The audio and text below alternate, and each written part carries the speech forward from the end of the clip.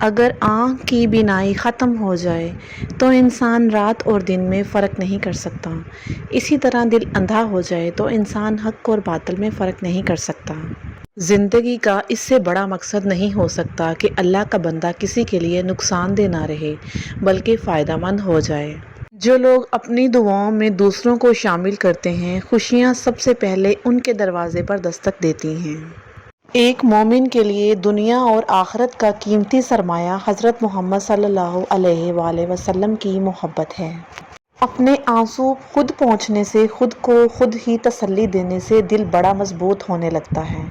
پھر تنہائیاں راس آنے لگتی ہیں اور لوگوں کے رویے تکلیف بھی نہیں دیتے۔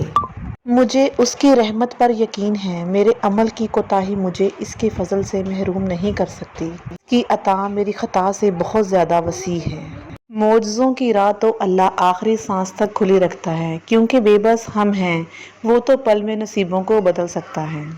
وہ تکلیف جو کسی گناہ کے دم سے آئی ہے، یہ سزا کہلاتی ہے، اور ایک وہ تکلیف جو کسی وجہ کے بغیر آئی ہے، وہ آپ کی کتنے ہی سال کی عبادت کی کمی کو پورا کر جاتی ہے۔ توبہ اتنی آسان چیز ہے اور یہ اللہ نے ہمیں عطا کر رکھی ہے، اللہ کے پاس واپس جانے کے لیے اور اللہ کے وجود سے وابستہ ہونے کے لیے ایک ہی ذریعہ ہے، اور وہ ہے توبہ۔ وقت ہر کسی کو سکھا دیتا ہے، ہر تعلق، رشتہ، ناتا تب تک زندہ ہے جب تک آپ دوسروں کے معیار اور توقعات پر پورا اترتے ہیں۔ عظیم انسان اپنے مرتبوں کی وجہ سے نہیں پہچانے گئے، ان کا کردار انہیں عظیم بناتا ہے۔ لوگوں کے حصے کی خوشی پر حسد مت کریں، کیونکہ آپ نے ان کے حصے کا غم بھی تو نہیں دیکھا۔ ہر قبر کا حق ہے کہ اس پر فاتحہ پڑھی جائے۔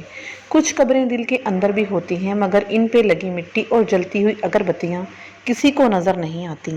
یقین کر لو، رزق حرام سے ہی ہماری آنے والی نسلوں کو پاگل پن وراثت میں ملتا ہے۔